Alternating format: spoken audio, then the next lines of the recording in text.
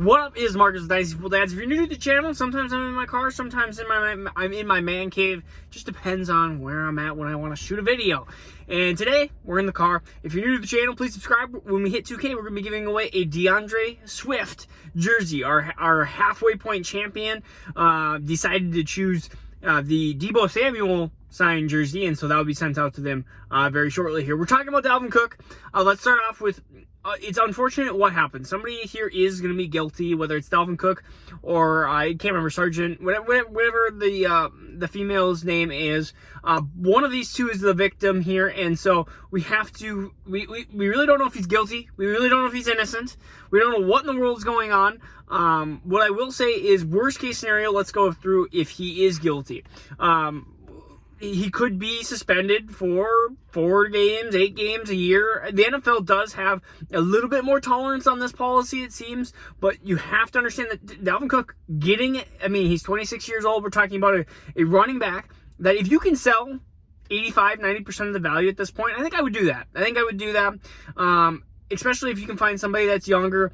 Hey, Dalvin Cook for Javonte Williams plus a really good plus a wide receiver. Javonte Williams plus DJ Moore, Javonte Williams plus, even if you can't get that high, maybe you can get Jerry Jeudy in like a second. Something along those lines are things that I'm going to be looking for as a Dalvin Cook owner. I don't have him actually in any place. I'm in Minnesota leagues where he just goes for way too much, and the owner that has him usually wants a king's ransom. And at this point, I wouldn't sell him for less than that, because there are chances that he will continue to play this year and help your fantasy team out until the legal process basically finishes. And I don't think he'll go to the commissioner exempt list unless other details very quickly find that he might be leaning towards guilty. But again, you're innocent until proven guilty, and this process has to go out. They're both basically suing and charging each other, which is it's an interesting mess. It's a very interesting mess. But at this point, if you're a Dalvin Cook owner and you are worried about this is an Alexander Madison buy time.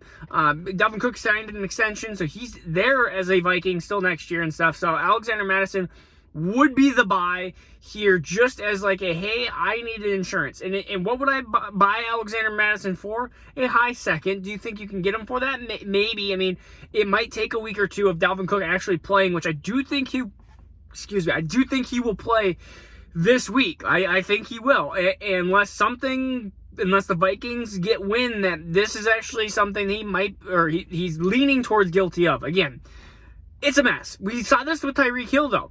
We saw that he was potentially being charged, and then we found out that he was an innocent man, or we deemed to be innocent, or not guilty enough, or whatever kind of terms you want to go for. We're just going to go with legal terms that he never missed a game, and his value went down the tanker. I remember I was offered Tyreek Hill a couple years ago for I believe it was a first and a second, and I just declined because I didn't know what the process was going to be like, and of course that was a huge regret now that I didn't buy at the time. So if you can buy super low on Dalvin Cook, this might be a good time to buy low on him because of this news coming out.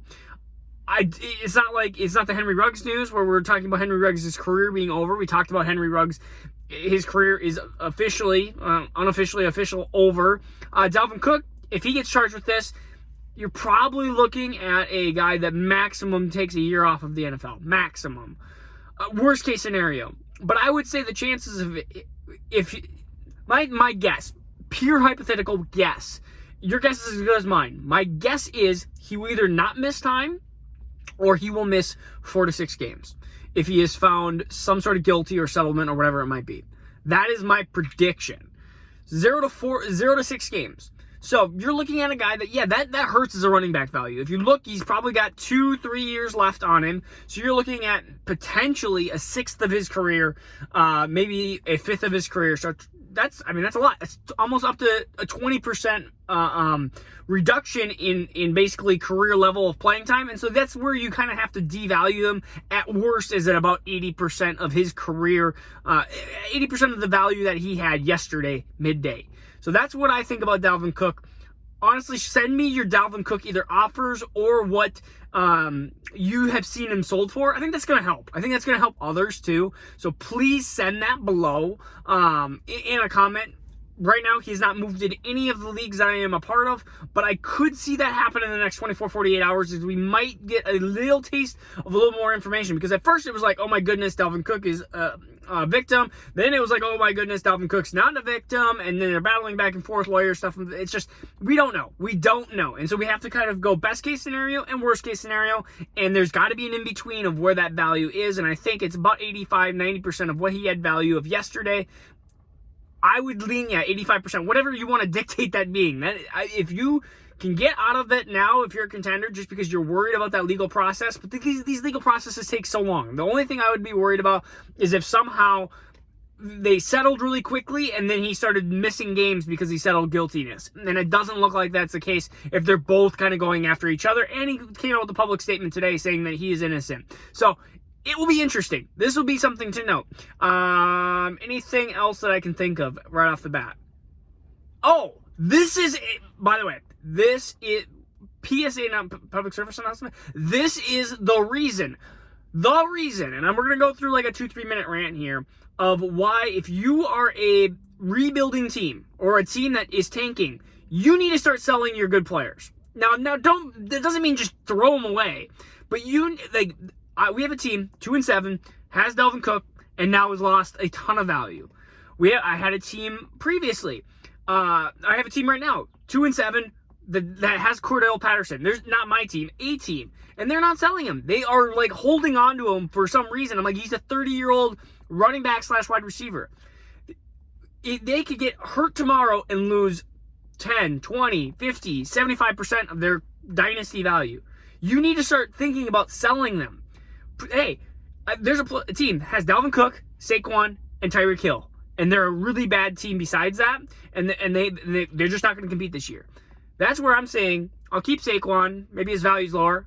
This would have been pre-yesterday. This would have been pre-Dalvin Cook news, and I told this person to do it. I said, hey, I don't need a running back, but say, hey, Dalvin Cook, Tyreek Hill, I am willing to take best offers by Sunday, and if there's anything that's close, I'll take it. If not, I'm just going to keep him for the year and see what you get. But they balked and they negotiated with a couple teams, and they're like, no, just they're like, I can't do it. I can't get rid of him. I want him. And I'm like, you're a team that is, besides those 3 players, nothing. You need to get rid of them. You need to get multiple assets to hopefully rebuild and replenish your team. This is just. It frustrates me so much that these teams are 2-7 or 3-6 that are way out of the playoffs, or just like a team that just is not gonna win. It's not gonna win. The playoff chances aren't gonna happen. Hey, they might even be 1-8. The teams that I see do it best, they sell their teams, they sell players to the needy teams that they know for really good draft picks and capital, maybe even players, prospects. Like I just saw a trade a first and Tony. Like they go after like a combination like that, or Judy that just is like, hey, they go after that, or go after Claypool. Like go after some of these players that may not seem like they don't have a ton of value right now, but if you can get in before the breakout, then you're golden. Like that, it's so frustrating because I talked to some of these owners, and even in my dynasty league, I'm like, because I'm 7-2 and they're 2-7, and I'm trying to work a wide receiver deal, and they're just like, no, I'm not going to trade my wide receivers. I'm not going to trade any of them. I'm like, dude, your wide receivers are 30, 31, and 28, and you're a team that, and your running backs are young, your quarterback's young, your tight end's young. Like, maybe start selling, not just to me, sell to anybody.